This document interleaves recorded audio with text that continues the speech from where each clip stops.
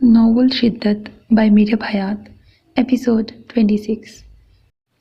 خبر نہیں ابھی دنیا کو میرے سانحے کی، سو اپنے آپ سے کرتا ہوں تعزیت اپنی۔ ڈرائیونگ سیٹ پر براجمان وہ ساکت نظروں سے سامنے کا دل فریب منظر دیکھ رہا تھا۔ ساحل سمندر پر غروب ہوتے سورج کا نظارہ اس کی سیاہ آنکھوں میں نارنجی سا رنگ بھر رہا تھا۔ اسٹیئرنگ وہیل پر مضبوط ہتھیلی جمائے وہ لب سختی سے بھینچے نظریں آسمان پر ٹکائے ہوئے تھا۔ اسے مشکل کام پسند تھے، لیکن اس بار جو مشکل اپنے سر مول لے لی تھی وہ اسے پہلے ہی مرحلے میں تھکا دینے کے در پہ تھی۔ کافی دیر وہ یوں ہی گاڑی میں بیٹھے بیٹھے باہر کا منظر دیکھتا رہا۔ کئی کپل اس کی گاڑی کے پاس سے گزر کر ساحل سمندر کی جانب گئے، لیکن اس پر کوئی تاثر نہ چھوڑ سکے۔ اس کی یادداشت کے دروازے پر چند مناظر بڑی زور و شور سے دستک دے رہے تھے، جن میں وہ خود کو اور علیشا چوہان کو اسی ساحل سمندر کے کنارے دیکھ سکتا تھا، لیکن اس پل وہ اس دستک پر کان نہیں دھرنا چاہتا تھا۔ اس سے پہلے کہ چند یادیں اسے جھنجھوڑ ڈالتیں، اس کے موبائل کی بجتی گھنٹی نے اسے اپنی جانب متوجہ کر لیا۔ بدر نے ڈیش بورڈ سے موبائل اٹھا کر نظروں کے سامنے کیا تو شانزل کی کال تھی۔ اسے یاد آیا وہ دوپہر علیشا کی کسی کزن کی بات کر رہا تھا، لیکن کورٹ میں مصروف ہونے کے باعث اس نے شانزل کی کال کاٹ دی تھی۔ بدر نے کال ریسیو کر کے فون کان سے لگا لیا۔ کیا اب آپ فری ہیں محترم؟ شانزل نے اس کے ہیلو کہتے ہی اس پر طنز کیا تھا۔ نہ کوئی سلام نہ کوئی دعا، لگتا ہے آپ تمیز بھول چکے ہیں۔ بدر نے اسی کے لہجے میں اسے جواب دیا۔ سلام دعا آپ پر بھی فرض ہے، آپ بھی پیدائشی مسلمان ہیں۔ شانزل نے کافی کرارے لہجے میں اسے لاجواب کرنے کی ادنا سی کوشش کی تھی۔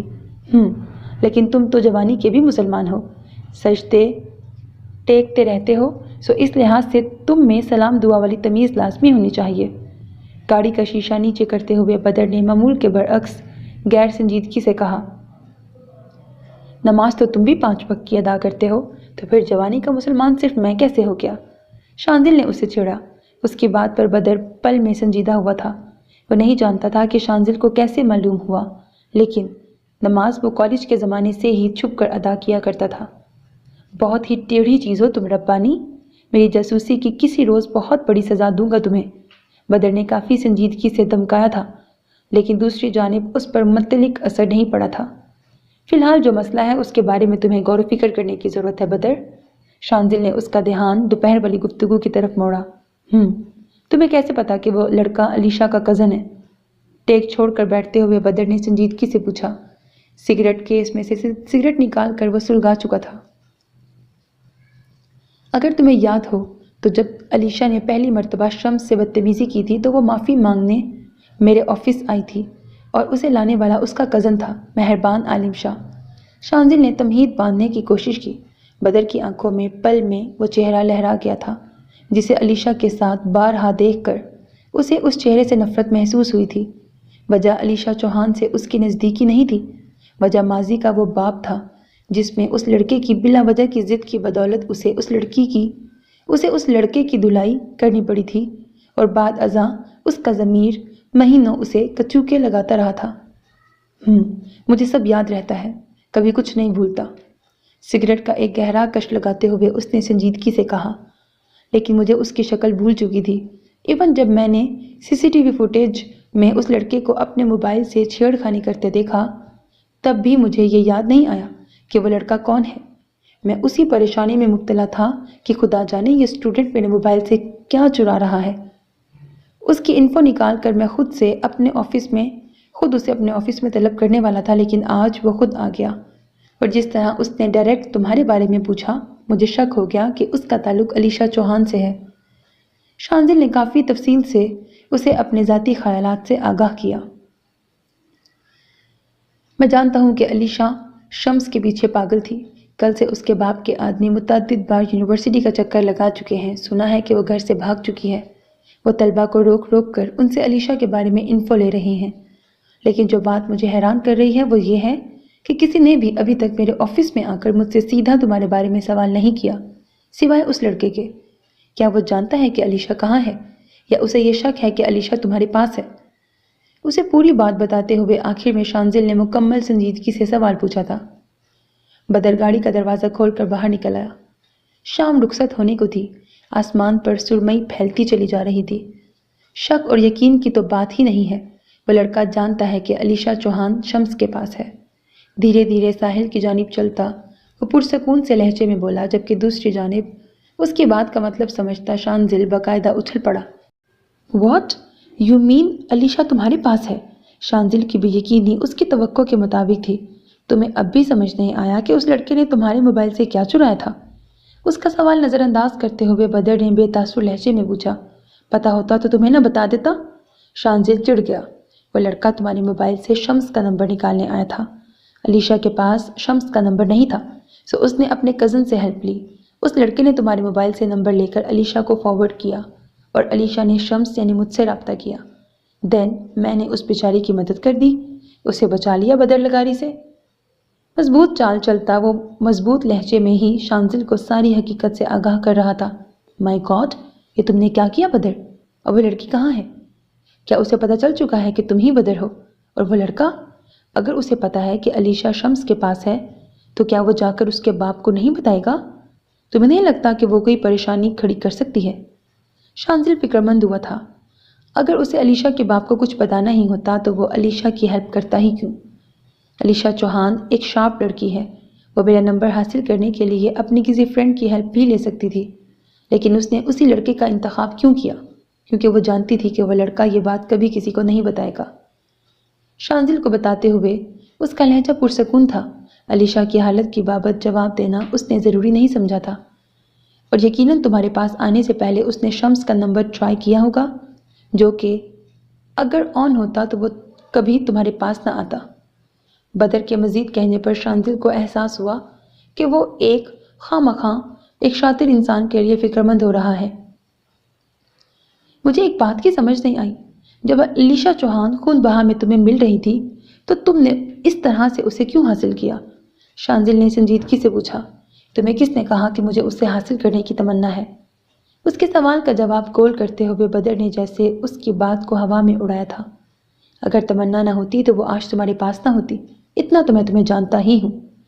اسپیکر سے ابھرتی شانزل کی آواز میں جس قدر یقین تھا، اس نے بدر کی آنکھوں کو پل میں سرد کر دیا تھا۔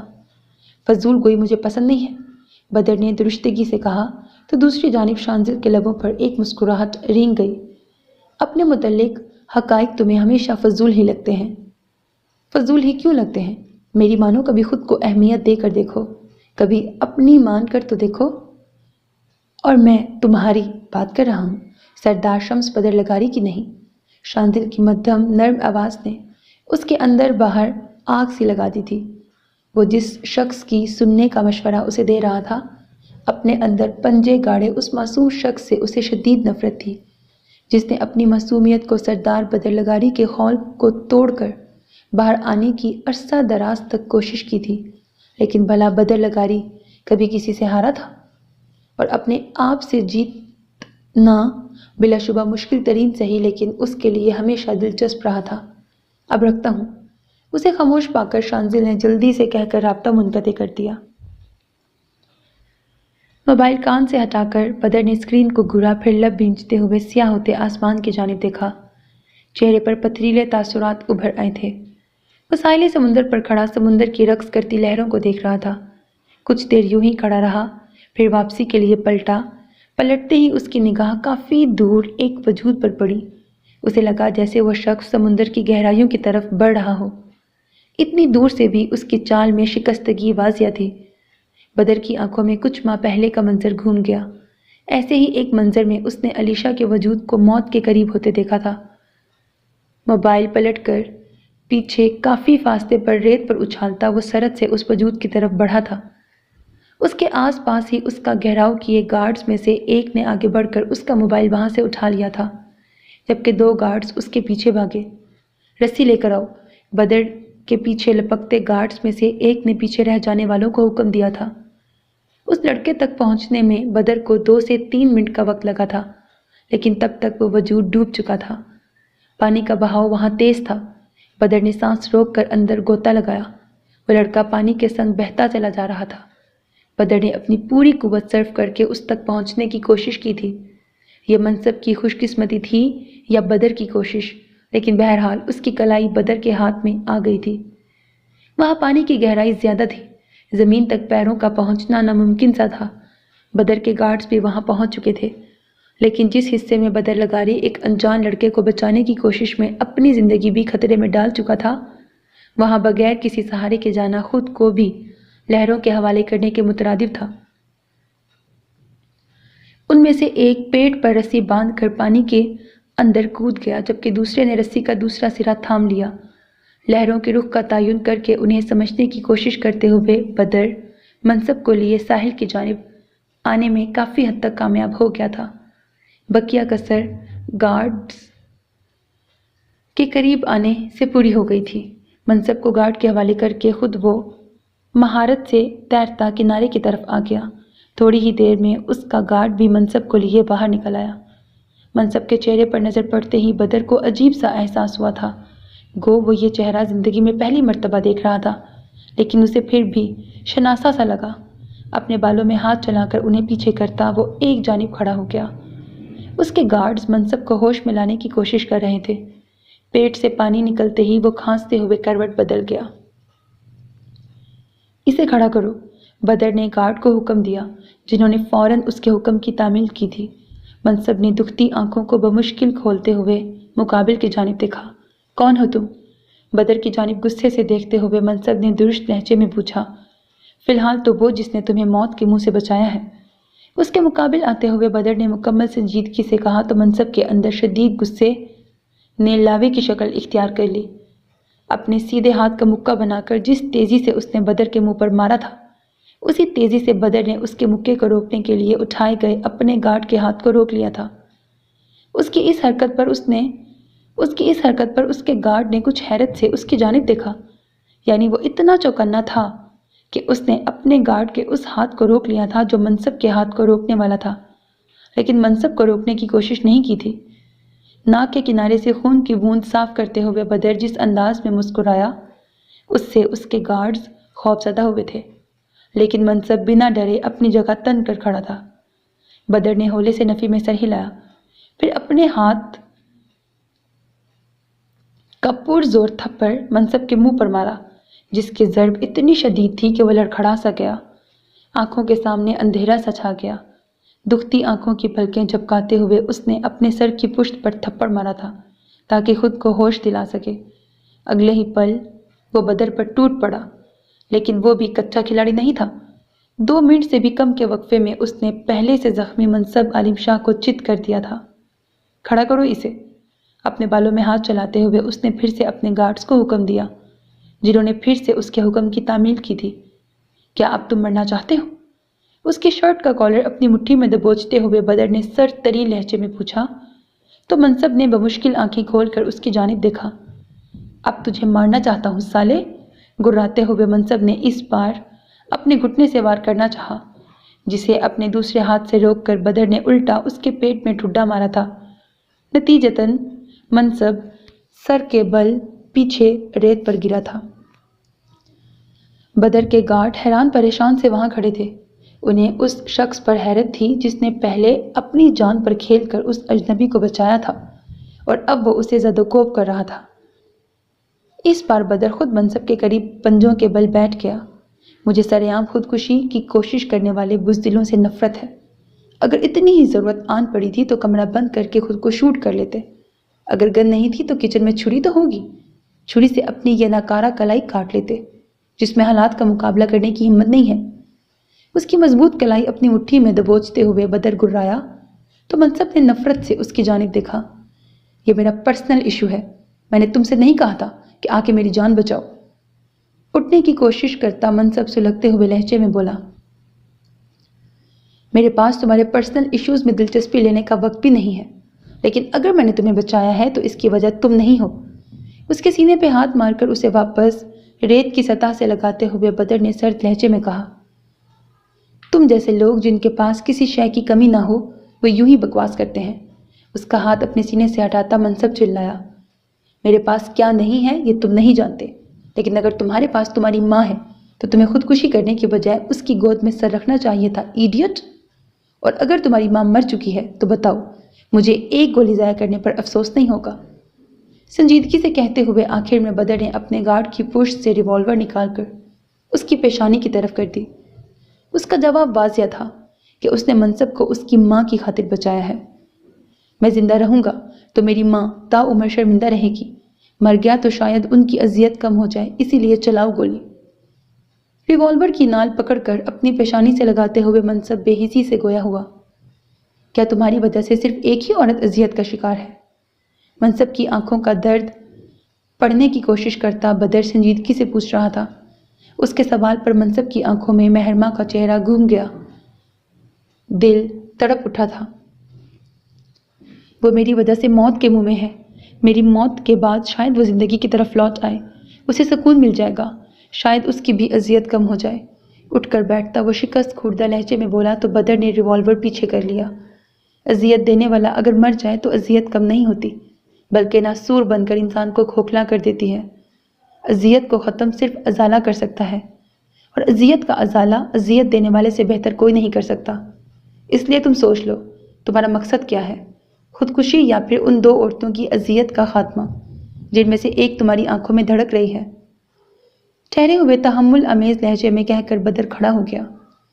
اس نے منصب کے سامنے دو راستے واضح کر لیے تھے، جن میں سے ایک پر چل کر وہ اپنی موت سے جا ملتا اور نتیجتاً اس ذہنی اذیت سے نجات پا لیتا جن کا وہ شکار تھا، جبکہ دوسرے پر چل کر اسے ایک کٹھن زندگی جینی تھی جس کے آخر میں شاید وہ مہرماں کی اذیت کا ازالہ کرنے میں کامیاب ہو جاتا۔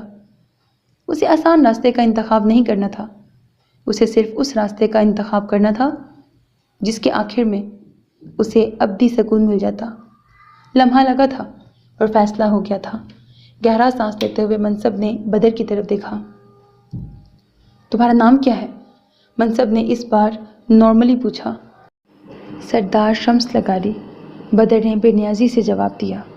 منصب شاہ، مبہم سا مسکرا کر کہتے ہوئے منصب نے اس کی طرف ہاتھ بڑھایا۔ بدر سمجھ گیا کہ مقابل کا تقاضا کیا ہے۔ اس نے منصب کا ہاتھ تھام کر اسے اپنی جانب کھینچا تھا، جس کے نتیجے میں وہ کھڑا ہو گیا۔ میں یہ تو نہیں کہوں گا کہ تم سے مل کر خوشی ہوئی، لیکن یہ ضرور کہوں گا کہ اگر زندگی نے موقع دیا تو میں تمہارا یہ احسان ضرور چکاؤں گا۔ بدر کی جانب دیکھتے ہوئے منصب نے مدھم سنجیدہ سے لہجے میں کہا، مجھے احسان کرنا پسند ہے، اس کی واپسی کی تمنا مجھے کبھی نہیں رہی، ہاں لیکن بدلہ چکانے میں نے کبھی وقت نہیں لگایا، یہ تو تمہیں سمجھ آ ہی گئی ہوگی۔ اپنی ناک کو چھو کر کہتا وہ منصب کو اس کی وہ پہلی ضرب یاد دلا رہا تھا جو اس نے بدر کے چہرے پر لگائی تھی۔ بدلہ لینے میں کوئی مذائقہ نہیں، لیکن ایک بدلے 10 گنا لوٹانا مقابل کو غصہ دلا سکتا ہے۔ بدر کی طرف دیکھتے ہوئے بولتے منصب کا لہجہ ہنوز تھا، وہ 10 گنا لوٹانے کے لیے ہی میں نے تمہاری پہلی ضرب برداشت کی تھی، ورنہ ہوا بھی مجھے میری اجازت کے بغیر چھو کر نہیں گزر سکتی۔ منصب کا کندھا تھپک کر کہتے ہوئے وہ اس کی سائڈ سے گزر گیا۔ اس کے گارڈز نے اس کی تقلید کی تھی، انہیں بخوبی سمجھ آ گیا تھا کہ بدر لگاری نے اس لڑکے کا پہلا مکہ کیوں برداشت کیا تھا۔ وہ سفاک تھا، لیکن اس کی سفاکیت بھی اصول پسند تھی۔ وہ اس لڑکے کو زد و کوب کرنا چاہتا تھا، لیکن اس نے پہلے اس لڑکے کو موقع دیا تھا، کیونکہ خود سے پہل کرنے کے بعد پھر وہ اپنے اندر لگنے والی عدالت میں رات بھر کیس نہیں لڑ سکتا تھا۔ گاڑی میں بیٹھتے ہی اس نے فارم ہاؤس کے گیٹ کا نمبر ملایا۔ پہلی ہی بیل پر چوکیدار نے کال ریسیو کر لی تھی۔ سلام سردار سائیں، ہم آپ کو ہی کال ملانے والے تھے۔ چوکیدار نے کال ریسیو کرتے ہی اجلت بھرے لہجے میں کہا، کیوں، سب خیریت ہے خیر دین؟ بدر نے گاڑی کو شہر کی طرف موڑتے ہوئے کہا، سائیں اللہ ہی خیر کرے، مجھے خیریت نہیں لگ رہی، آج وہ بی بی ابھی تک عمارت کے اندر ہی ہے، باہر نہیں نکلی۔ چوکیدار کی تشویش زدہ آواز فون کے اسپیکر سے ابھری تو بدر کو گاڑی کی سپیڈ ہلکی کرنی پڑی۔ کیا مطلب خیر دین؟ صاف لفظوں میں کہو، کیا بات ہے؟ بدر نے درستگی سے پوچھا۔ سائیں، پوری عمارت اندھیرے میں ڈوبی ہوئی ہے اور وہ لڑکی ابھی تک اندر ہی ہے۔ کل تو جانور بریکٹ چیتے کھولنے سے پہلے ہی وہ باہر آ کے بیٹھ گئی تھی، لیکن آج باہر نہیں نکلی۔ اندر والے ملازم بھی شام 6 بجے سے اپنے ہی کوارٹر میں چلے گئے تھے۔ وہ بی بی صبح سے اندر ہی ہے، ہم کو سمجھ نہیں آ رہی کہ وہ اتنی گرمی اور اندھیرے میں اندر کیا کر رہی ہے۔ خیر دین نے اس بار تفصیل سے اسے مسئلہ سمجھایا۔ بدر نے مزید کچھ پوچھے بنا کال کاٹ دی۔ گاڑی ایک بار پھر موڑی تھی، رفتار خطرناک حد تک تیز کرتی تھی۔ اس بار اس گاڑی کا رخ لطیف آباد کو جاتی سڑک کی طرف تھا۔ وہ سرخ آنکھوں سے اس عجیب و غریب انسان کو وہاں سے جاتے دیکھتا رہا، جس کا لہجہ، جس کی آواز، جس کی چال اور پشت پر چلتے کارڈز اس کے خاندان اور اس کی حیثیت کو بیان کر رہے تھے۔ ایک انجان شخص نے اس کی زندگی بچا کر اس کی آنکھیں کھول دی تھیں، جنہیں بند کر کے وہ خود کو ایک بار موت کے حوالے کرنے کی کوشش کر چکا تھا۔ منصب نے ایک نظر ٹھانٹھے مارتے سمندر کی طرف دیکھا، پھر واپسی کے لیے قدم موڑ لیے۔ اپنی گاڑی میں بیٹھ کر اس نے ابھی گاڑی سٹارٹ ہی کی تھی کہ اس کے موبائل کی گھنٹی بجی۔ منصب نے موبائل اسکرین کی جانب دیکھا۔ عالم کا نمبر جگمگا رہا تھا۔ چاروں ناچار اس نے کال ریسیو کر لی۔ مون کہاں ہو تم؟ اس کے ہیلو کہتے ہی عالم نے بے تابی سے پوچھا تھا۔ جہنم میں ہوں، منصب نے بیزاری سے کہا۔ فوراً ہاسپٹل آؤ، بابا سرکار کی حالت بہت کریٹیکل ہے یار۔ اس نے اسی ہاسپٹل کا نام لیا تھا جہاں مہرماں ایڈمٹ تھی۔ کیا ہوا ہے بابا سرکار کو؟ منصب کا دل کا چین سوا ہوا تھا۔ سب تمہارا کیا درا ہے ایڈیٹ، سب کچھ تمہاری وجہ سے ہوا ہے، جلدی آؤ یہاں۔ عالم کی بھیگی ہوئی آواز فون کے اسپیکر سے چیخی تھی۔ منصب نے رابطہ منقطع کر کے گاڑی کی سپیڈ بڑھا دی۔ اس کا دل شدتوں سے اپنے باپ کی سلامتی کی دعا مانگ رہا تھا۔ یونیورسٹی سے نکل کر منصب کے فلیٹ کی طرف جا رہا تھا جب اس کے نمبر پر وقار عالم شاہ کے نمبر سے کال آئی تھی۔ السلام علیکم بابا، اس نے قدرے حشاش بشاش لہجے میں انہیں سلام کیا۔ وعلیکم السلام بیٹا، میں ہاسپٹل سے بات کر رہا ہوں، آپ کے بابا یہاں آئی سی یو میں ایڈمٹ ہیں، آپ جتنی جلدی ہو سکے یہاں پہنچنے کی کوشش کریں۔ ایک انجان آواز سے ایک بدترین اطلاع سن کر عالم کے ہوش اڑے تھے۔ کیا؟ لیکن آپ کون ہیں؟ عالم کو اپنا دماغ معوف ہوتا محسوس ہوا۔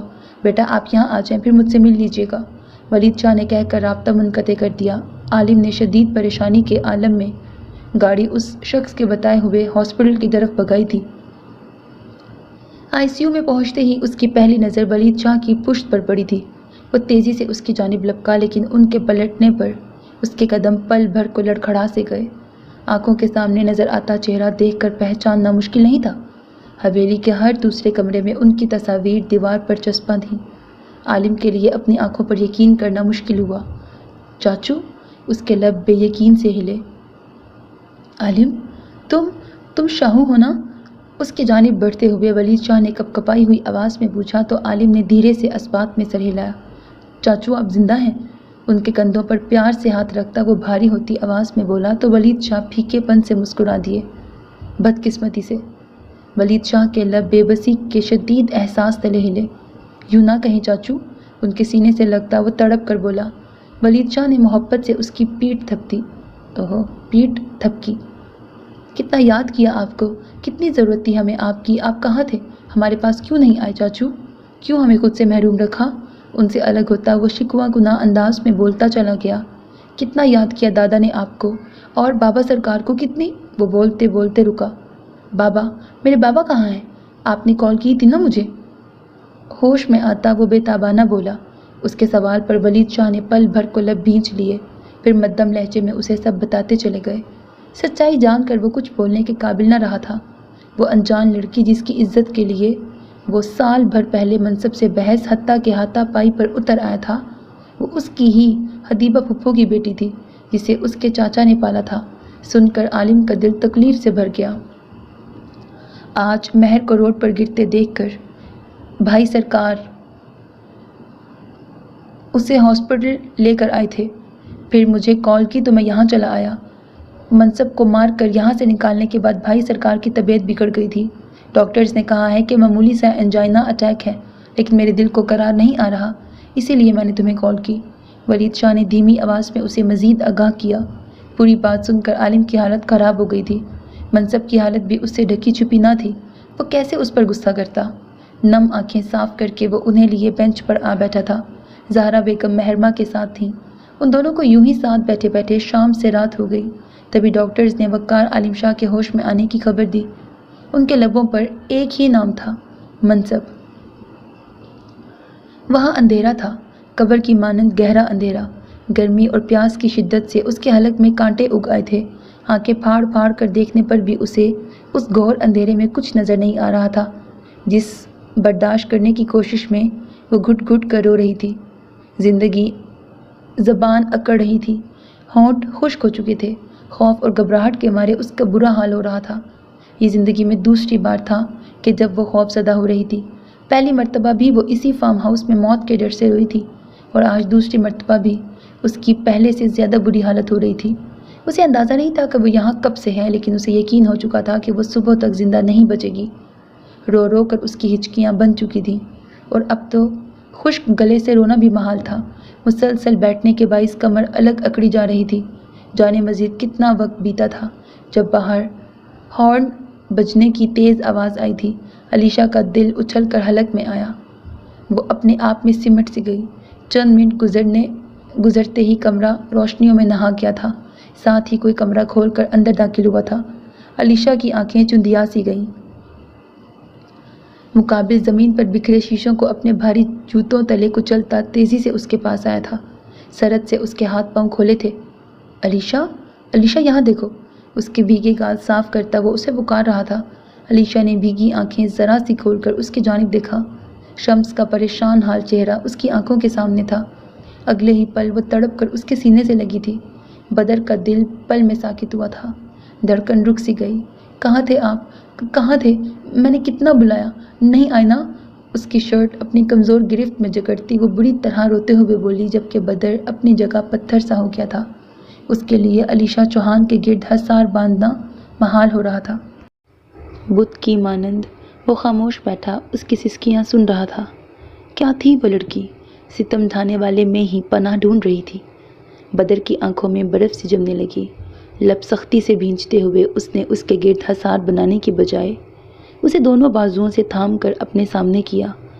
علیشا نے روتے روتے اس کی جانب دیکھا۔ اس پر نظر پڑتے ہی علیشا کو احساس ہوا کہ جسے وہ شمس سمجھ رہی ہے وہ شمس البدر لگاری ہے۔ سینے میں دھڑکتا دل پھر سے چور چور ہوا تھا۔ لمبی لمبی سانسیں بھرتی علیشا نے غصے سے اس کے ہاتھ جھٹکے، لیکن مقابل نے اثر لیے بنا اسے اپنے بازوؤں میں بھر لیا۔ کمرے کی حالت پر ایک نگاہ غلط ڈالے بغیر اس نے دروازے کی جانب قدم بڑھائے۔ چھوڑے مجھے، آپ کا مسئلہ نہیں ہوں میں، اس کے سینے پر اپنے دونوں بازوؤں سے وار کرتی اور روتے ہوئے بولی۔ وہ بنا اثر لیے چلتا رہا۔ شہزادہ جاوید، پانی لے کر آؤ۔ ناک کی سیدھ میں چلتا وہ بلند آواز میں گرجا تھا۔ سمجھ نہیں آ رہی آپ کو؟ چھوڑے مجھے۔ وہ بری طرح مچلی۔ اسے دوسرے کمرے میں لا کر بیڈ پر بدر نے پٹخ دیا اور خود اس کی کلائی پکڑتے ہوئے وہ اس کے قریب ہی بیٹھ گیا۔ اس کے خشک ہونٹوں پر گلاب کی سوکھی پتیوں کا سا گمان ہو رہا تھا۔ بکھرے بالوں کی چند لٹیں اس کے رخساروں سے لپٹتی گردن کو چوم رہی تھیں۔ وہ بے اختیار نہیں ہوا تھا کیونکہ وہ با اختیار تھا۔ ہاتھ بڑھا کر پورے استحقاق سے اس نے اس کے چہرے سے چپکے بال پیچھے کیے تھے۔ ایسا کرنے سے اس کے ایک گال پر چھپے انگلیوں کے مدھم نشان اس کی زرق نگاہوں سے مخفی نہ رہے تھے۔ تبھی جاوید منرل واٹر کی بوتل لے آیا۔ بوتل اس کے ہاتھ سے لے کر بدر نے ہاتھ سے اسے وہاں سے نکل جانے کا اشارہ کیا۔ وہ دل ہی دل میں اپنے لیے خیر کی دعا کرتا کمرے سے نکل گیا۔ بوتل کا ڈھکن کھول کر بدر نے بوتل اس کے قریب کی۔ رک رک کر ہچکیاں لیتی علیشا نے سوجن زدہ بھیگی آنکھوں سے اسے گھورا تھا۔ پیو اسے۔ بدر نے زبردستی بوتل اس کے لبوں سے لگا دی۔ وہ چاہ کر بھی اکڑ نہیں دکھا پائی تھی۔ اپنے لرزتے ہاتھوں سے بوتل تھامنے کی کوشش کرتے ہوئے اس نے ایک ہی سانس میں بوتل آدھی کر دی تھی۔ وہ پانی پی چکی تو بدر نے بوتل سائڈ ٹیبل پر رکھ دی۔ پھر اس کی طرف پلٹ کر بدر نے خاموش نگاہوں سے اس کی جانب دیکھا۔ اپنا سانس بحال کرنے کی کوشش کرتی وہ اس کی جانب متوجہ نہیں تھی۔ بدر نے ہاتھ بڑھا کر اس کی تھوڑی چھونا چاہی تو علیشا نے بدکتے ہوئے اس کا ہاتھ جھٹکا۔ دور رہیں مجھ سے، اس کی آنکھوں میں دیکھتی وہ نفرت سے گرائی تو بدر نے لب بھینچ لیے، پھر ہاتھ پہ مقید اس کی کلائی کو جھٹکا دے کر اسے اپنے قریب کر لیا۔ اگلے ہی پل دوسرے ہاتھ سے اس کا منہ دبوچ کر بدر نے اس کا چہرہ گھمایا تھا۔ علیشا سمجھنے سے قاصر تھی کہ وہ کیا کرنے کی کوشش کر رہا ہے۔ بدر کی نگاہوں کے سامنے اس کا گال واضح تھا۔ اس کے دائیں گال پر چھپے انگلیوں کے نشان دیکھ کر اس کی سیاہ آنکھوں میں کوئی تاثر نہیں ابھرا تھا، لیکن پیشانی کی ابھرتی نسیں اس کے اندرونی انتشار کا پتہ دے گئی تھیں۔ اس کا چہرہ چھوڑ کر بدر نے اس کی دونوں کلائیاں پکڑ کر ان کا معائنہ کیا تو علیشا نے الجھن زدہ نگاہوں سے اس کی طرف دیکھا۔ کیا مسئلہ ہے؟ پیچھے کھسکتی وہ چیخی۔ خاموش رہو، اس کے پیر تھام کر اس کے ٹخنوں کو چھوتا وہ سرد لہجے میں بولا۔ اس کی مضبوط انگلیوں کا استحقاق بھرا لمس علیشا کی ریڑھ کی ہڈی میں سنسناہٹ سی دوڑا رہا تھا۔ اس کی کلائیوں کی طرح ٹخنوں پر بھی سرخ نشان تھے جو ہاتھ پاؤں باندھے جانے کی وجہ سے پڑ چکے تھے۔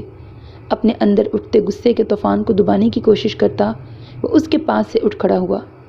اگر چاہو تو اس کمرے کی بھی ہر شے تم توڑ سکتی ہو، لیکن اگر میرے واپس یہاں آنے سے پہلے تم کمرے سے باہر نکلی تو تمہاری ٹانگیں توڑ دوں گا۔ شہادت کی انگلی اٹھا کر اسے سرد لہجے میں وارن کرتا وہ کمرے سے باہر نکل گیا۔ علیشا نے پلکیں جھپکاتے ہوئے ڈبڈبائی نظروں سے اس کی پشت کو گھورا۔ کیا اسے علیشا کے جسم پر موجود نشانات دیکھ کر غصہ آیا تھا؟ نہیں، بھلا وہ کیوں کر اس کی تکلیف پر تڑپے گا؟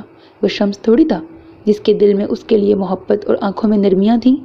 لیکن بات تھی کہ کب تھی؟ محبت تھی تو نہیں ہوتی۔ محبت ہو جائے تو ہمیشہ باقی رہتی ہے، جیسے اس کے ریزہ ریزہ ہوئے دل میں وہ جذبہ اب بھی باقی تھا اور شاید اس کی آخری سانس تک رہنے والا تھا۔ لیکن شمس، سردار شمس لغاری نے جس محبت کا دعویٰ کیا تھا وہ اب کہاں تھی؟ چہرہ بدل سکتا ہے، عادات بدل سکتی ہیں، رویہ بدل سکتا ہے، لیکن دل؟ کسی شخص کا دل کیسے بدل سکتا ہے؟ اپنی کلائیاں رگڑتی وہ اس اذیت تلے پھر سے سسک اٹھی۔ نہیں، کہاں کی محبت؟ کیسی محبت؟ اگر محبت ہوتی تو وہ یہ سب کیوں کرتا؟ رہی بات ماضی کی تو وہ سب جو ماضی میں تھا نا، وہ فریب تو ہو سکتا ہے لیکن محبت نہیں۔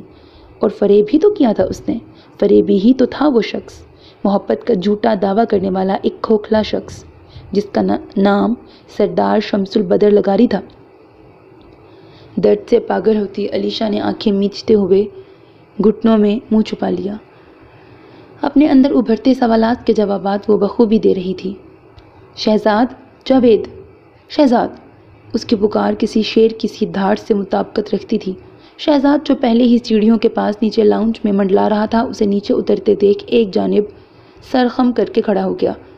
جب میں نے کہا تھا کہ میں اس لڑکی کے وجود پر ایک کھرونچ بھی برداشت نہیں کروں گا تو کس جرت سے تم لوگوں نے اس پر تشدد کیا؟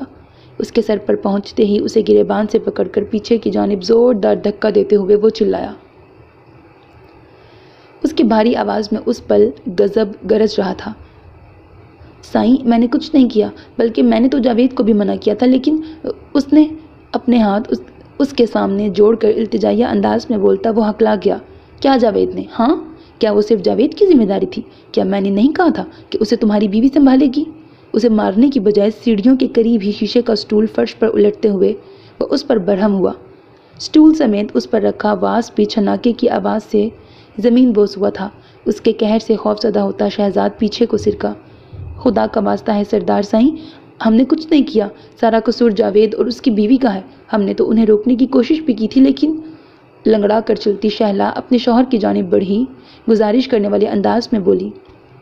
جب میں نے کہا تھا کہ وہ لڑکی تمہاری ذمہ داری ہے تو اپنی ذمہ داری نہ نبھا کر تم نے بھی غلطی کی ہے شہلا بی بی۔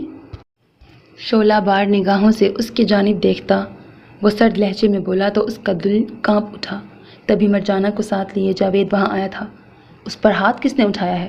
مجھے اس سوال کا جواب چاہیے۔ باری باری ان چاروں کی طرف دیکھتے ہوئے وہ سرد لہجے میں بولا، میں نے اسے مارا ہے کیونکہ اس نے مجھے زخمی کیا ہے۔ جاوید کا ہاتھ پکڑ کر اسے خاموش ہونے کا اشارہ کرتی مرجانہ جی کڑا کر کے بولی تو اس کی جانب دیکھتا بدر قدم قدم چلتے ہوئے اس کے مقابل آیا۔ وہ نظریں جھکائے فرش کو گور رہی تھی۔ سر پر بندھی پٹی سے ہی اس کے زخم کا اندازہ ہو رہا تھا۔ اگلے ہی پل بدر نے مرجانہ کے پہلو میں کھڑے جاوید کے منہ پر الٹے ہاتھ کا تھپڑ مارا تھا۔ 1 2 3 وہ رکا نہیں تھا۔ پے در پے پڑنے والے تھپڑوں کے باعث جاوید کے حواس جھنجھلا اٹھے۔ وہ 1 منٹ سے کم کے وقفے میں زمین بوس ہوا تھا۔ یہ کیا کر رہے ہیں سائیں؟ مرجانہ گڑ گڑائی۔ بکواس بند کرو جاہل عورت، تمہیں میں بیوقوف نظر آتا ہوں؟ اپنے ہاتھ کو بمشکل اس پر اٹھانے سے روکے کھڑا وہ دھاڑا تھا۔ مرجانہ سہم کر 2 قدم پیچھے ہٹی۔ وہ پھر سے زمین پر گرے جاوید کی طرف متوجہ ہوا۔ اپنی بیوی کی تکلیف تجھ سے برداشت نہ ہوئی تو نے میری بیوی پر اپنی مردانگی نکال دی۔ ہمت کیسے ہوئی تیری؟ ہمت کیسے ہوئی سردار بدر لغاری کی بیوی پر ہاتھ اٹھانے کی؟ اس کی کمر میں ایک زوردار ضرب لگاتا وہ گرایا۔ اس کے لبوں سے نکلے انکشاف پر شہزاد اور شہلا سمیت مرجانہ کا بھی منہ کھل گیا، جبکہ جاوید تو اس وقت کچھ سمجھنے کی کنڈیشن میں تھا ہی نہیں، اور جو ہوش و حواس میں تھے وہ تینوں اسی وقت زمین پر گھٹنے ٹیکتے گڑ گڑانے پر مجبور ہوئے تھے۔ غلطی ہو گئی سردار، مجھے پتہ نہیں تھا کہ وہ ہماری سردارنی ہے، معاف کر دیں سردار سائیں، اللہ کے واسطے معاف کر دیں۔ مرجانہ روتے ہوئے منمنائی تھی، اگر وہ لڑکی میری بیوی نہ ہوتی تو یقیناً میں تمہارے شوہر کی غلطی کو معاف کرنے کی کوشش کر لیتا، لیکن اب یہ ممکن ہی نہیں ہے۔ ٹھنڈے ٹھار لہجے میں کہتے ہوئے اس نے اپنی پشت سے ریوالور نکال کر زمین پر گٹھری بنے جاوید پر تان لی۔ مرجانہ کی آنکھیں حیرت سے پھٹنے کے قریب ہو گئیں۔ سردار سائیں، خدا کا واسطہ ہے ایسا نہ کریں، یہ پاگل ہے، کملا ہو گیا ہے، اس سے میرا درد دیکھا نہ گیا جو اس نے بی بی پر ہاتھ اٹھا لیا، لیکن غلطی تو میری ہے، آپ میرا گلا گھونٹ دیں، میرے سر کے سائیں کو بخش دیں۔ اس کے سامنے اپنی چادر پھیلاتی مرجانہ تڑپ تڑپ کر روتے ہوئے بولی، سامنے سے ہٹو ورنہ گولی تمہارے سر میں اتار دوں گا۔ خون آشام نظروں سے اسے دیکھتا وہ گرایا تھا، مرجانہ ہٹ جا، پہلے ہی میں قصوروار ہوں، آگے سے تو سائیں کے سامنے زبان چلا کر کیوں مجھے ذلیل کر رہی ہے؟ اسے پیچھے دھکا دیتے ہوئے جاوید بری طرح چلایا، پھر سیدھا ہو کر کھڑا ہونے کی کوشش کرتا وہ گڑ گڑایا تھا، سائیں آپ جو سزا چاہیں مجھے دے دیں، لیکن خدارا مجھے اپنے سائے سے محروم نہ کیجیے گا، میں یہ تکلیف برداشت نہیں کر پاؤں گا۔ اس کے سامنے ہاتھ جوڑ کر بولتا وہ رونے کے قریب تھا۔ بدر نے لب بھینچ کر بغور اس کی جانب دیکھا، پھر ہاتھ میں پکڑے ریوالور کو گھما کر اس کے سامنے کر دیا، یوں کہ اب جاوید بآسانی وہ ریوالور تھام سکتا تھا۔ تمہارے پاس دو آپشنز ہیں جاوید، اگلے 30 سیکنڈز میں یا تو تم اس گن سے اپنی بیوی کا نشانہ لوگے یا پھر اپنے اس ہاتھ کا جس سے تم نے میری بیوی پر ہاتھ اٹھانے کی جرت کی تھی۔ کہتے ہوئے بدر نے ایک پرسکون نگاہ مرجانہ پر ڈالی جس کی رنگت اس شفافیت بھری سزا سن کر پل میں متغیر ہوئی تھی۔ جاوید نے سوچنے کے لیے 5 سیکنڈز بھی نہ لگائے تھے۔ کانپتے ہاتھوں سے ریوالور لے کر اگلے ہی پل اس نے ریوالور کی نال اپنے بائیں ہاتھ کی ہتھیلی پر رکھ کر ٹریگر دبا دیا۔ گولی اس کی ہتھیلی کو چیرتی نیچے فرش میں اندر تک دھنستی چلی گئی۔ اس کے ہاتھ سے خون کا فوارہ چھوٹتے دیکھ مرجانہ آنکھوں پر ہاتھ رکھ کر چیختی وہیں بیٹھتی چلی گئی۔ اس کی دل کی چیرتی آہو پکار کی آواز سن کر علیشا کو کسی انہونی کا احساس ہوا تو وہ کمرے کے دروازے سے جا لگی، کان لگا کر آوازیں سننے کی کوشش کی لیکن کچھ واضح نہ تھا۔ ریوالور جاوید کے ہاتھ سے چھوٹ چکا تھا۔ پشت پر ہاتھ باندھتے ہوئے بدر نے ایک بے تاثر نگاہ ان دونوں میاں بیوی پر ڈالی تھی۔ کل صبح طلوع فجر کے بعد تم چاروں اپنی شکل لے کر یہاں سے دفع ہو جاؤ گے، باقی کی زندگی اب تم لوگ مٹی کی سرزمین پر ردابہ لکاری کی خدمت میں گزارو گے۔ اپنے قدم پیچھے موڑتے ہوئے اس نے درشت لہجے میں کہا تھا، جو حکم سائیں۔ تکلیف برداشت کرنے کی ناکام کوشش کرتا جاوید بامشکل بولا، نوردین کو بلواؤ، اور آخری بات، یہاں آج تک تم چاروں نے جو دیکھا جو کیا وہ یہیں چھوڑ کر جانا ہوگا۔ تم میں سے جس نے یہاں کے ایک ذرے کا ذکر بھی حویلی میں کیا تو اس کی زبان حلق سے کھینچ کر اسے آواز سے محروم کر دوں گا، یہ یاد رکھنا۔ ایک آخری وارننگ دیتا وہ شہلا اور شہزاد کے پاس سے گزرتا چلا گیا۔ بہتر سائیں، اسے اپنی پشت پر ان کی آوازیں سنائی دی تھیں جنہیں نظر انداز کرتا وہ سیڑھیاں چڑھتا چلا گیا۔ اے پیغمبر، اپنی بیویوں اور بیٹیوں اور مسلمانوں کی عورتوں سے کہہ دو کہ بریکٹ باہر نکلا کریں تو اپنے بریکٹ منہوں پر چادر لٹکا کر بریکٹ گھونگھٹ نکال لیا کریں۔ یہ امر ان کے لیے موجب شناخت ہوگا تو کوئی ان کو ایذا نہ دے گا، اور خدا بخشنے والا مہربان ہے۔ سورہ احزاب۔ سید ذوالفقار عالم شاہ کی بھاری آواز اپنی تمام تر خوبصورتی سے اس ہال نما کمرے میں گونج رہی تھی۔ ان کے مرید سر جھکائے بیٹھے پوری دل جمی سے ان کے لبوں سے نکلے ہر لفظ کو ذہن نشین کر رہے تھے۔ او اللہ کے بندو، تمہارا دین مشکل نہیں ہے، پھر تم کیوں اس میں آسانیاں تلاش کرتے ہو؟ ان کا سوال سادہ تھا۔ جب اس نے کہہ دیا کہ عورت کا ایک نامحرم مرد سے پردہ ہے تو تم کیوں درمیان میں آنکھوں کی حیا لے آتے ہو؟ کیا کسی عورت میں ہمارے نبی صلی اللہ علیہ وآلہ وسلم کی صاحبزادی سے بڑھ کر حیا ہو سکتی ہے؟ ان کے سوال پر سب نے سر ہولے سے بلند کیے تھے۔ بالکل نہیں، یک زبان ہو کر جواب دیا گیا تھا۔ کیا اللہ کے شیر حضرت علی سے بڑھ کر مضبوط مرد کوئی ہو سکتا ہے؟ ان کی آواز میں جوش بڑھنے لگا۔ بالکل نہیں، جواب بھی پرجوش ہی تھا۔ تو پھر سنو، اللہ نے اپنے رسول کی بیٹی کو بھی پردے کا حکم دیا، اللہ نے اپنے شیر کو بھی نظر جھکائے رکھنے کا حکم دیا۔ اس نے حکم دیا کیونکہ وہ حکمت والا ہے، وہ دانائی والا ہے۔ پھر اس کی عقل کے سامنے تم کیوں اپنے بودے دلائل پیش کرتے ہو؟ آخر میں اپنے تخت پر ہاتھ مارتے وہ بلند آواز میں بولے تھے۔ مجمع اش اش کر اٹھا۔ تبھی اس کمرے کا پردہ ہٹا کر ان کا خاص ملازم اندر داخل ہوا۔ سرکار! دہلیز میں کھڑے کھڑے اس نے اجازت طلب کی تو انہوں نے سر اسپات میں ہلا کر اسے اشارے سے اپنے پاس بلایا۔ وہ 1 منٹ سے کم کے وقفے میں ان کے پاس پہنچا تھا۔ سرکار، زنان خانے سے آپ کا بلایا آیا ہے، ایمرجنسی ہے۔ ان کے قریب جھکتے ہوئے اس نے سرگوشیانہ کہا تو انہوں نے ایک خاموش نظر مجمع پہ ڈالی، پھر دھیرے سے سر اسپات میں ہلایا۔ نجیب اللہ، بیٹے دعا کرواؤ۔ انہوں نے اپنے دائیں جانب تخت سے نیچے قالین پر براجمان اپنے مرید کو مخاطب کر کے کہا تو سب نے دعا کے لیے ہاتھ اٹھائے۔ دعا کے بعد اپنے ملازمین کو لنگر تقسیم کرنے کی ہدایت دے کر وہ خود وہاں سے نکل آئے تھے۔ وہ جیسے ہی اپنے حجرے میں آئی نازیہ بیگم کو اپنا منتظر پایا۔ سب خیریت تو ہے؟ تمہارے بلاوے کی وجہ سے مجھے درمیان میں ہی آنا پڑا۔ نازیہ بیگم کو مخاطب کرتے وہ نرمی سے بولے تھے۔ خیریت نہیں ہے، سائیں ہاسپٹل میں ایڈمٹ ہیں، فوری طور پر مجھے کراچی بلایا ہے، میں آپ سے مرحا کو ساتھ لے جانے کی اجازت چاہتی ہوں۔ نازیہ بیگم نے آدھا سچ ان کے گوش گزار کرتے ہوئے کہا، کیا ہوا ہے وقار کو؟ بیٹھے بٹھائے کیسے طبیعت خراب ہو گئی، مجھے بتاؤ کہ ہوا کیا ہے؟ ان کی بات سن کر پریشان ہوتے وہ سنجیدگی سے بولے، میں کچھ نہیں جانتی۔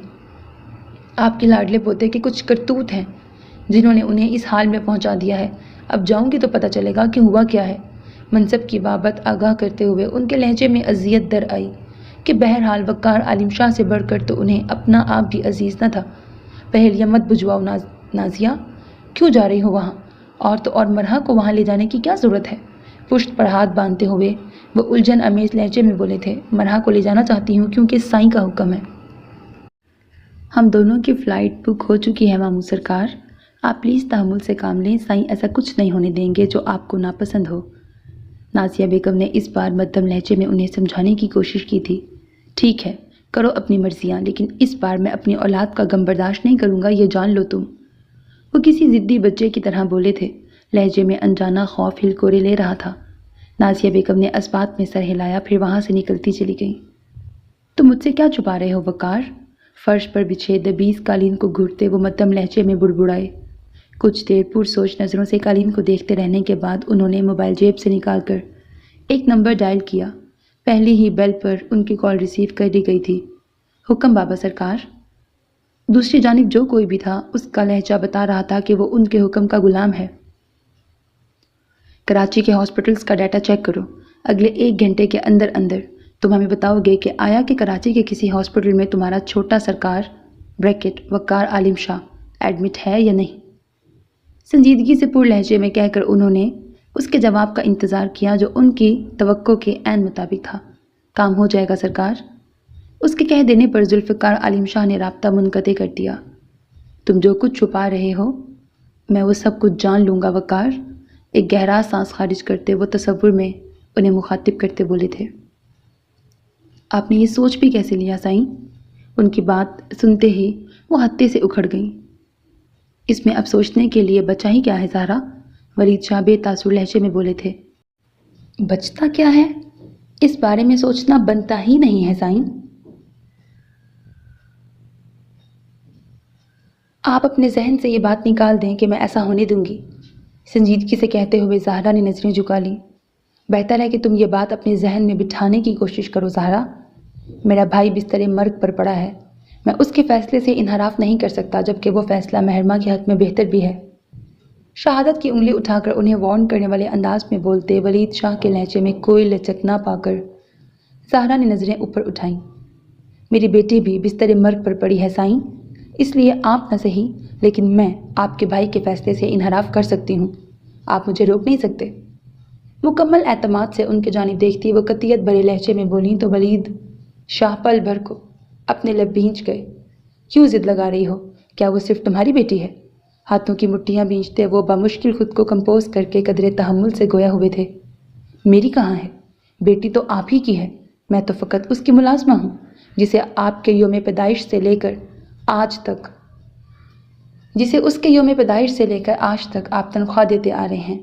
غصے سے کھولتی وہ انہیں الٹا ہی جواب پکڑا گئی تھیں، جس کے نتیجے میں ولید شاہ کے چہرے پر غضب امٹ آیا تھا۔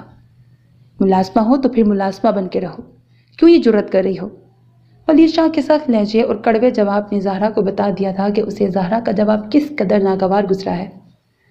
آنسو بے ساختگی میں اس کی آنکھوں سے ٹوٹتے چلے گئے۔ انہیں روتا دیکھ ولید نے پل بھر کو آنکھیں بند کرتے ہوئے پیشانی مسلی۔ کیا ہوا؟ کہہ کر پچھتا رہے ہیں؟ ان کا پیشانی تک جاتا ہاتھ تھام کر پیچھے کرتے ہوئے وہ بھرائے ہوئے لہجے میں چلائیں۔ وہ دونوں اس وقت محرمہ کے کمرے سے ملحق ہاسپٹل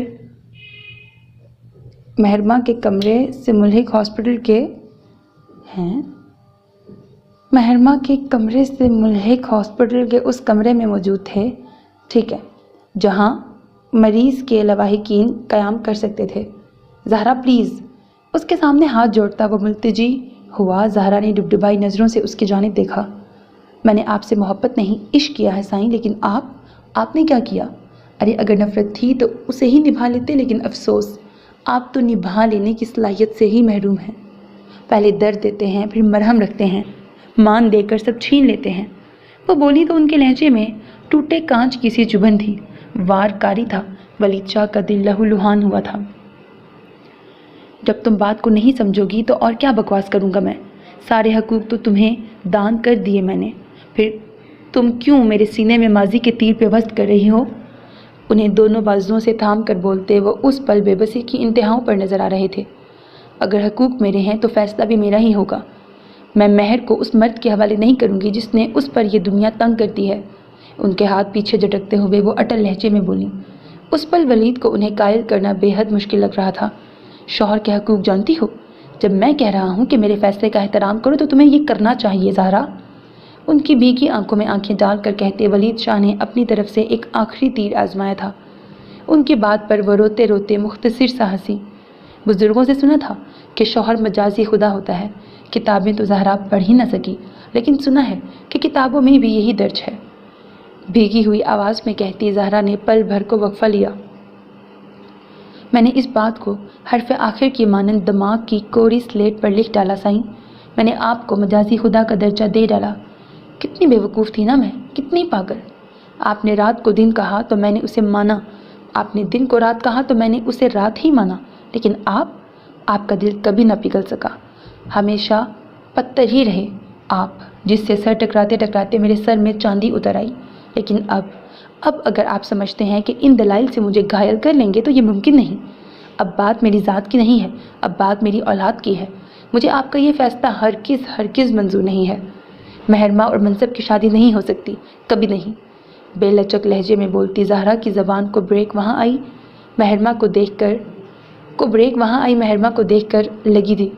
कंधों पर बिखरे बाल, जर्द चेहरा, सूखे होंठ, चेहरे पर सजी वैरान आंखों में अजनबियत लिए वो वलीद शाह की पुश्त को घूर रही थी। महर। ज़हरा बेताबाना उसकी जानिब लपकी तो वलीद ने भी पलट कर उसे देखा, जो लकड़ी की दीवार का सहारा लिए बामुश्किल खड़ी थी। आप दोनों क्यों लड़ रहे हैं? ज़हरा की तरफ देखती वो बामुश्किल बोल पाई थी। महर तुम वहाँ चल कर लेटो, तुम्हें ऐसे नहीं आना चाहिए था। उसे थामते हुए ज़हरा ने जल्दी से कहा। अम्मा प्लीज़, मैं ठीक हूँ। और अभी जी आप किस लिए अम्मा से बहस कर रहे हैं? इसलिए कि ये मुझे कायल कर सकती हैं। बाप की तरफ देखती वो खाली नज़रों से लड़खड़ाते लहजे में बोल रही थी। मैं तुमसे शर्मिंदा हूँ लेकिन मेरी जान।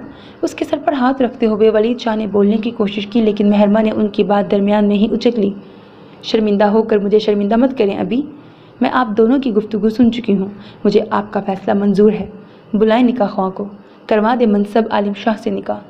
महरमा हुसैन को कोई एतराज़ नहीं है, बेतासुर लहजे में कहकर वो रुकी नहीं थी। ज़हरा का हाथ पीछे करती कांपती टांगों से वापस अपने बेड की तरफ चली गई। उसके लबों से निकले अल्फाज का यकीन करने की कोशिश करती ज़हरा ने भीगी निगाहों से वलीद शाह की जानिब देखा।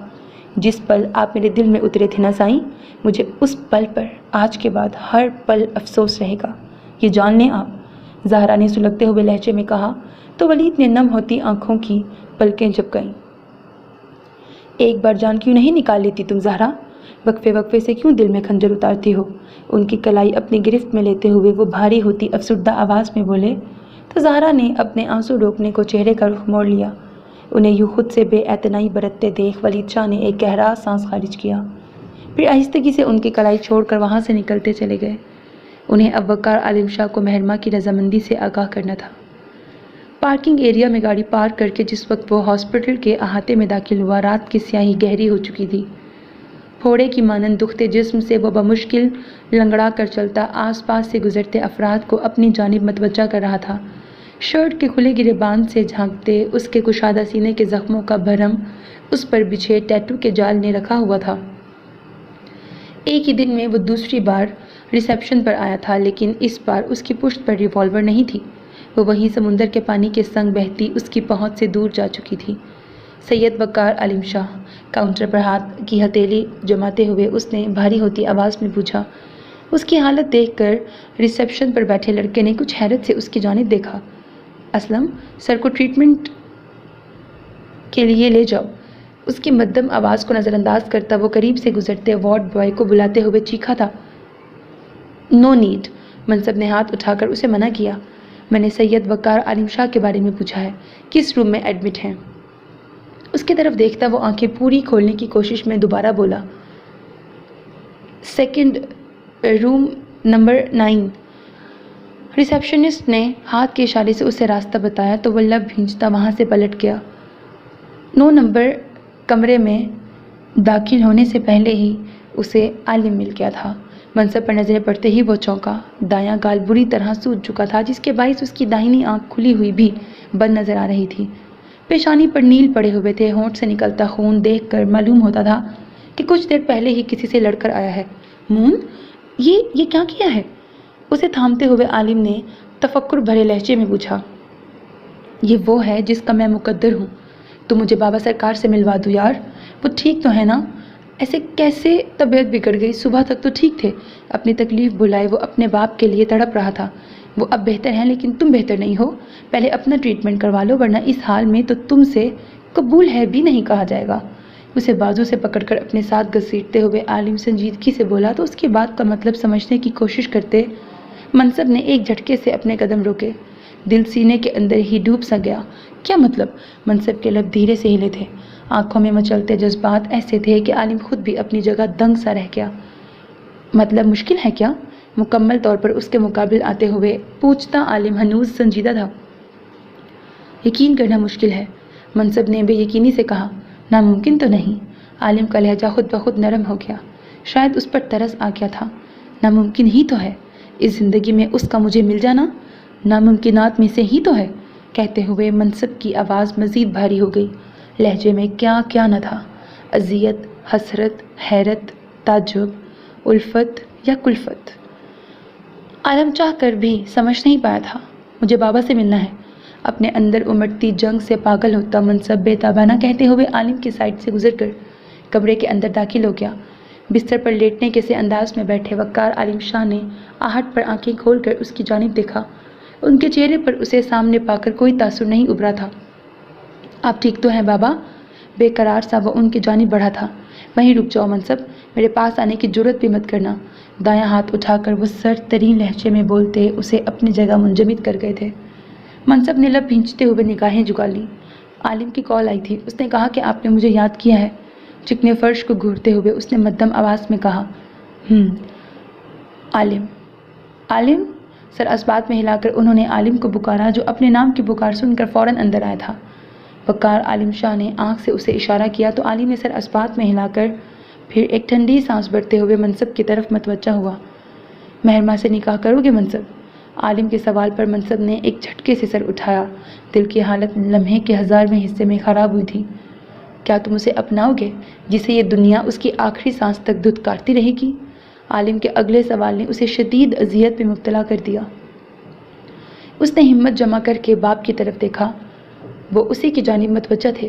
کیا تم اس لڑکی کا ہاتھ تھامو گے جسے ذلت کی گہری کھائیوں میں دھکا دینے والے ہاتھ تمہارے خود کے ہیں؟ وقار عالم شاہ کا سوال بھی عالم کے سوال سے مختلف نہ تھا، لیکن ان دونوں کے منتخب کردہ الفاظ نہیں تھے، ایک سرد ترین کوڑا تھا جسے وہ دونوں اپنی پوری قوت سے اس کے پہلے سے زخمی روح پر برسا رہے تھے۔ بابا، ان کے سامنے ہاتھ جوڑتے ہوئے منصب کی آنکھوں میں نمی اتر آئی۔ وقار عالم شاہ نے لب بھینچتے ہوئے اپنا منہ پھیر لیا۔ وہ جڑے ہوئے ہاتھ پیشانی سے لگاتا وہیں گھٹنوں کے بل بیٹھتا چلا گیا۔ مجھے معاف کر دیں پلیز، میں ساری زندگی اپنا سر آپ کے سامنے جھکائے رکھوں گا، پلیز ایک بار معاف کر دیں۔ سر کو سجدے کے سے انداز میں جھکاتا وہ بھرائی ہوئی آواز میں بولا تھا۔ اس کی دگرگوں حالت پر عالم نے ہاتھ کی مٹھیاں بھینچتے ہوئے رخ پھیر لیا۔ میرے لیے تم مر چکے ہو، سو مجھے تمہارے جھکے سر سے اب کوئی غرض نہیں ہے منصب عالم شاہ۔ بس اتنا یاد رکھو کہ تمہارا یہ سر کبھی مہرماں حسین کے سامنے بلند نہ ہو۔ اگر تم نے کبھی ایسا کرنے کی جرت کی تو میں تمہیں اپنے ہاتھوں سے قتل کر دوں گا۔ اس کی طرف دیکھے بغیر وہ سرد ترین لہجے میں بولے تو منصب نے آنکھوں کی بھیگتی پلکیں جھپکاتے ہوئے باپ کی جانب دیکھا۔ کتنے شفاق ہو رہے تھے وہ، کتنے بے رحم۔ اس کا دل چور چور ہوا تھا۔ میں آپ کو شکایت کا موقع نہیں دوں گا۔ بھیگی آنکھوں سے انہیں دیکھتا وہ مدھم نرم لہجے میں بولا تو وقار عالم شاہ نے رخ اس کی جانب کرتے ہوئے عالم کی طرف دیکھا۔ اسے لے جاؤ عالم، اس کا ٹریٹمنٹ کرواؤ، تھوڑی دیر میں نازیہ پہنچنے والی ہے، میں نہیں چاہتا کہ اس بے غیرت کی یہ حالت دیکھ کر وہ تڑپ اٹھے۔ اپنی ماں کے آنے سے پہلے اس ناحجاز کا حلیہ درست کرواؤ۔ بظاہر عالم سے مخاطب وہ نازیہ بیگم کی خاطر اس کی فکر کر رہے تھے۔ ان کے حکم پر وہ خود ہمت کر کے کھڑا ہوا تھا، پھر ایک خاموش نظر عالم پہ ڈال کر ان کے کمرے سے باہر نکل آیا۔ آنکھوں سے نکلتے ایک تھکن زدہ آنسو کو اس نے بے دردی سے رگڑ ڈالا تھا۔ اسے اپنے پیچھے ہی عالم کے قدموں کی آہٹ محسوس ہوئی۔ زندگی عذاب ہو گئی ہے، بلڈ پریشر کی گولیاں نگلتے نگلتے میں قبر میں اتر جاؤں گی اور مجھے قبر میں پہنچانے والے میرے اپنے ہی ہوں گے۔ کمرے میں چکر کاٹتی وہ بلند آواز میں خود سے باتیں کر رہی تھی، تبھی دروازے پر نوک کر کے عبدالغفور چوہان اندر آئے تھے۔ کچھ بتائیں گے آپ کہ اب کرنا کیا ہے؟ وہ جلاد تو فیصلہ سنا چکا ہے، تو کیا اب آپ لوگ سارنگ کو اس کے حوالے کر دیں گے؟ انہیں اپنے مقابل دیکھ کر سندل بیگم کو سارنگ کی فکر لگ گئی۔ ظاہر سی بات ہے ہم ایسا نہیں کریں گے، لیکن بدر کے شکنجے سے بچا کر سارنگ کو پاکستان تو کیا سندھ کی حدود سے باہر نکالنا بھی ناممکن ہے۔ پشت پر ہاتھ باندھتے ہوئے عبدالغفور چوہان نے سنجیدگی سے کہا، دنیا میں ایسا کچھ نہیں جو انسان نہیں کر سکتا غفور، سارنگ کو جرگے کی سزا سے میں بچاؤں گا۔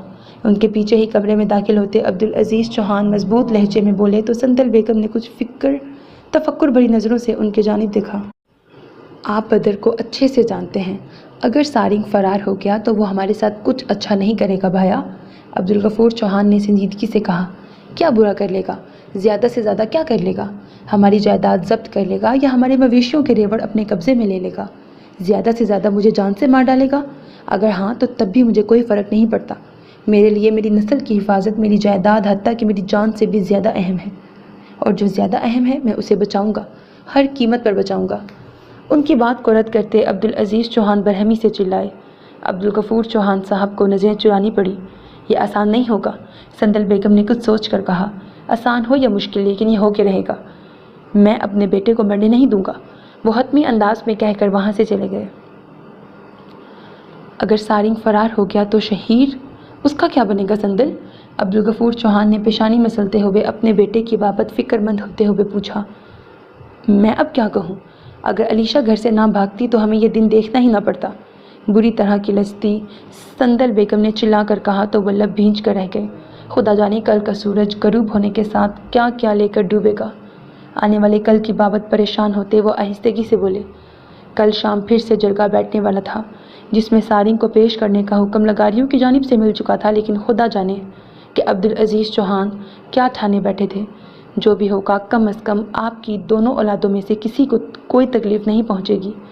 ایک گھر سے بھاگ چکی ہے اور دوسرا بالکل بے قصور ہے۔ سارنگ اگر فرار بھی ہو جاتا ہے، شہید اس کی جگہ قربانی کا بکرا بالکل نہیں بنے گا۔ آپ بے فکر رہیے۔ بیڈ پر بیٹھتے ہوئے سندل نے تھکے تھکے سے انداز میں کہا، سارنگ بھی میری اولاد کی جگہ ہی ہے۔ وہ بدقت بولے، لیکن یہ بات اب بھایا نہیں سمجھیں گے۔ سندل نے نفی میں سر ہلاتے ہوئے کہا تو وہ لب بھینچتے انہیں دیکھ کے رہ گئے۔ اور تم اتنی پریشان کیوں ہو؟ کیا وجہ صرف سارنگ ہی ہے؟ انہوں نے کچھ سوچ کر پوچھا تو سندل بیگم نے بغور ان کی جانب دیکھا۔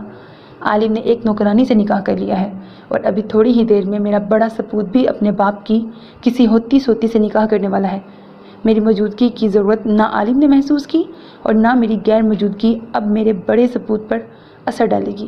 ان کی جانب دیکھتے ہوئے وہ ایک ایک لفظ چبا چبا کر بولی، آپ لوگوں نے ایک بے حس انسان کے پلے باندھ کر میری زندگی برباد کر دی ہے۔ دانت پیستی وہ دھیمی آواز میں چلائیں، جب وقار عالم شاہی میرا نہیں ہے تو اس کی اولاد کیوں کر میری ہو سکتی ہے؟ اپنا موبائل فرش پر پھینکتی وہ چیخی تو ان کی آواز بھیگ گئی۔ سندل حوصلہ کرو، سارنگ والا معاملہ نپٹ جائے تو بھایا خود وقار سائیں سے بات کریں گے۔ آگے بڑھ کر انہیں تھامنے کی کوشش کرتے عبدالغفور چوہان نرمی سے بولے، کوئی ان سے بات نہیں کرے گا، اس شخص کا منہ میں خود توڑوں گی، بتاؤں گی اسے کہ سندل چوہان کے حقوق غصب کرنے کا نتیجہ کیا نکلتا ہے۔ اپنی بھیگی آنکھیں رگڑتی وہ گرائی تھیں۔ عبدالغفور چوہان نے ایک ٹھنڈا سانس خارج کرتے ہوئے ان کا سر تھپکا۔ میری اولاد اور فیصلہ وہ تنہا کر لیں؟ بالکل نہیں، وہ ہنوز بڑبڑا رہی تھی۔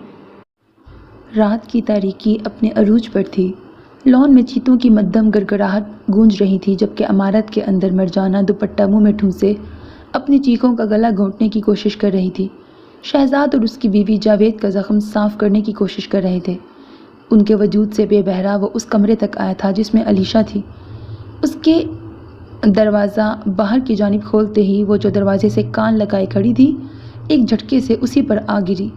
इस अचानक अफ्ताब पर बदर ने कुछ हैरानगी से उसे देखा, फिर बात की तह तक पहुंचते ही उसने अलीशा के बाजू अपनी आहिनी गिरफ्त में दबोच लिए। वो जो खुद भी उसके यूं अचानक सामने आ जाने की तवक्को नहीं कर रही थी, उसे अपने मुकाबिल देखकर पल भर को सहम गई। क्या कर रही थी तुम? मैंने मना किया था ना कि तुम इस कमरे से बाहर नहीं निकलोगी। उसे एक झटके से अपने करीब करता वो मध्यम आवाज़ में घुर्राया तो उसकी स्याह आंखों में देखती अलीशा ने अपने खुश्क पड़ते लबों पर जबान फेरी। कमरे से निकलने से मना किया था, बेड से उतरने से तो नहीं। जी कड़ा करके उसने बड़ी हिम्मत से अपने करीब तरीन उस शख्स को जवाब दिया जो उस पल उससे सदियों के फासले पर खड़ा था। तो ये भी नहीं कहा था कि दरवाजे से कान लगाकर बाहर की टो लेने की कोशिश करो। उसके बाजू झटक कर खुद से दूर करता वो सर्द लहजे में बोला तो अलीशा ने मुंह बसोरते हुए उसे घूरा। क्या कर लेंगे आप? इतनी सी बात पर भी टांगे तोड़ देंगे मेरी? लेकिन ऐसा करने से पहले अपने मुलाजमों के हाथ तोड़ें जिन्होंने मुझे मारा है। ये हुक्म या नहीं, ये हुक्म भी शायद आप ही ने उनको दिया होगा। नापसंदीदगी से उसकी जानिब देखती वो गुस्से में बोली। सोच रहा था कि तुम्हें खाना दे दूं, लेकिन तुम तो पानी पीकर इतना फजूल बोल रही हो। खाना खाने के बाद क्या करोगी? कफ लिंक्स खोलता वो बेतासुर लहजे में बोला तो अलीशा ने कच्चा चबा जाने वाली नज़रों से उसे घूरा। अगर आपको लगता है कि यूं भूखा प्यासा रख कर आप मुझे अपने सामने झुका लेंगे तो ये आपकी भूल है, सरदार बदर लगारी। अलीशा चौहान हार मानने वालों में से नहीं है। हाथ लपेटते हुए वो मजबूत लहजे में बोली। तो फिर सुनो, सरदार बदर लगारी भी हरा देने वालों में से है, लेकिन मसला यह है कि तुमसे जीत कर मुझे मिलेगा क्या? बदर ने स्याह आंखों की पुतलियां सुकेटते हुए बगौर उसके जानिब देखते हुए पूछा। तो आप हार जीत के मकासद देखते हैं? मुकम्मल एतमाद से पूछते हुए वो उसके ऐन सामने आ खड़ी हुई। कोहनियों तक बाजू फोल्ड करता बदर पल भर को रुका था। मुझे हार से नफरत है, इसीलिए हमेशा जीतने की कोशिश करती हूँ। उसके बाद खाली हाथ भी रह जाऊँ तो मैं परवाह नहीं करूँगी। उसकी आंखों में आंखें डाल कर कहती वो लड़की उसे हैरान कर गई थी। कमलाया हुआ चेहरा, उस पर सजी भूरी आंखों में एक आग सी दहक रही थी। पपड़ी ज़्यादा खुश्क लबों पर गुलाब की सूखी पत्तियों का सा गुमान हो रहा था, लेकिन उनसे अदा होते अल्फाज तीर की मानंद तेज थे जो मुकाबिल को घायल कर देने की सलाहियत रखते थे। तो तुम मुकाबला करना चाहती हो? पुश्त पर हाथ बांधते हुए बदर ने सर्द लहजे में पूछा। तो आपको क्या लगा था आपसे डर कर यहाँ से भागने की कोशिश करूँगी या फिर आपसे हार कर खुदकुशी कर लूँगी? हरगिज़ नहीं सरदार साहब। आपने कहा था ना कि आप मुझ पर हर सांस तंग कर देंगे, तो कीजिए, मैं भी अपना हर तीर आजमाऊंगी। देखती हूँ कैसे बचते हैं आप। सर ऊंचा किए उसकी जानिब देखती वो उसे ललकारने वाले अंदाज में बोल रही थी। बदर की आंखें जलने लगीं। तुम पछताओगी, वो सुलगते हुए लहजे में बोला। मैं तो पछता रही हूँ, अब तो आपको पछताने पर मजबूर करना बाकी है। उसके सीने पर शहादत की उंगली रखती वो मुस्कुराते लहजे में बोलती उसके अंदर आग लगा गई थी। कैसा यकीन था उसके लहजे में, कैसा एतमाद था उसके अंदाज में। क्या वो उसके अंदर का भेद पा गई थी? जाने क्यों वो एक लम्हे को खौफसदा हुआ था। हाँ, वो सरदार बदर लगारी अलीशा चौहान से खौफसदा हुआ था। उसके दिल की हालत पर उसके अंदर किसी ने कहा लगाया था, लेट्स सी। बदर के लब आहिस्तगी से हिले थे। बज़ाहिर वो पुरसकून सा मुस्कुराते हुए पलट गया, जबकि उसे यूं इत्मीनान भरे अंदाज में मुड़ते देख अलीशा का खून खौल उठा। पेट में भूख से मरोड़ उठ रहे थे, लेकिन मुकाबिल पत्थर से भी ज़्यादा सख्त साबित हो रहा था। सो कहना उसे फजूल ही लगा। उसके जाते ही अलीशा ने एक नज़र कमरे पर दौड़ाई। नफासत से सजे साफ सुथरे कमरे में उसे अपना आप बेहद मैला कुचैला महसूस हुआ था। बिखरे बाल, मुलगजा लिबास। अलीशा का दिल खुद से उचाट सा हो गया। एक चोर नज़र कमरे के अध खुले दरवाजे पर डालकर वो कमरे में नस्ब दीवार गिर अलमारी की तरफ आई थी। उसमें बिस्तर और चंद कुतब के सिवा कुछ न था। पैर पटकती वो उस कमरे से बाहर निकल आई। राहदारी सुनसान पड़ी थी। मौका गनीमत जानकर वो दबे पांव बदर के कमरे की जानिब आई, जिसका हशर उसने चंद घंटे पहले ही किया था। दरवाज़ा खोलने पर कमरा उसे हनूज उसी हालत में नजर आया। लाइट जलाकर वो अपने पांव बचाती एहतियात से चलकर बदर के कपड़ों के उस ढेर के पास आ गई, जिसमें से एक भी सलामत नहीं था। उन कपड़ों पर पांव धरती वो अलमारी तक आई। किसी उम्मीद के तहत उसने अलमारी के पट खोलकर अंदर झांका। وہ خالی تھی۔ اسے یاد آیا اس میں سے ایک ایک کپڑا نکال کر زمین پر پھینکنے والی وہ خود ہی تھی۔ دانت پیستی وہ پلٹی اور فرش پر لگے کپڑوں کے ڈھیر کو گھورا۔ ہمت جمع کرتی وہ بیٹھی اور ایک ایک کر کے کپڑوں کا معائنہ کرنے لگی۔ اس کے ہاتھوں کی حرکت تیز تھی۔ 3 سے 4 منٹ کی مشقت کے بعد اسے بدر کی ایک ٹی شرٹ اور جینز کی پینٹ مل گئی تھی۔ شرٹ کے بازوؤں پر کٹس لگے ہوئے تھے جبکہ فرنٹ اور بیک سے وہ شرٹ سلامت تھی۔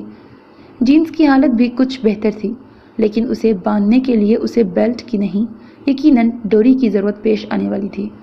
دونوں چیزیں بازو پر ڈالتی وہ گھومی اور الماری کے نچلے خانوں کا جائزہ لیا۔ آخری خانے میں رکھے صاف ستھرے ازار بند دیکھ کر اس نے ایک پرسکون سانس خارج کی تھی۔ تینوں چیزیں لیے وہ بڑی احتیاط سے واش روم کی طرف بڑھی۔ اسے 5 سے 6 منٹ کے وقفے میں اسے یہ فکر گھیرے ہوئے تھی کہ کہیں بدر وہاں نہ آ جائے، لیکن شاید آج قسمت اس پر مہربان تھی۔ جانے وہ کہاں مصروف تھا، اور چونکہ وہ فارم ہاؤس میں موجود تھا اسی لیے بجلی اور پانی کی سہولت بھی دستیاب تھی۔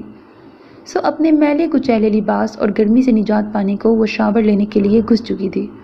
بعد میں جو ہوتا وہ دیکھ لیتی، لیکن فی الوقت اس سے اپنی یہ عجیب حالت نہیں دیکھی جا رہی تھی۔ واش روم میں گھسنے سے پہلے وہ اس ٹی شرٹ کے بازو کاٹ کر اتارنا نہیں بھولی تھی۔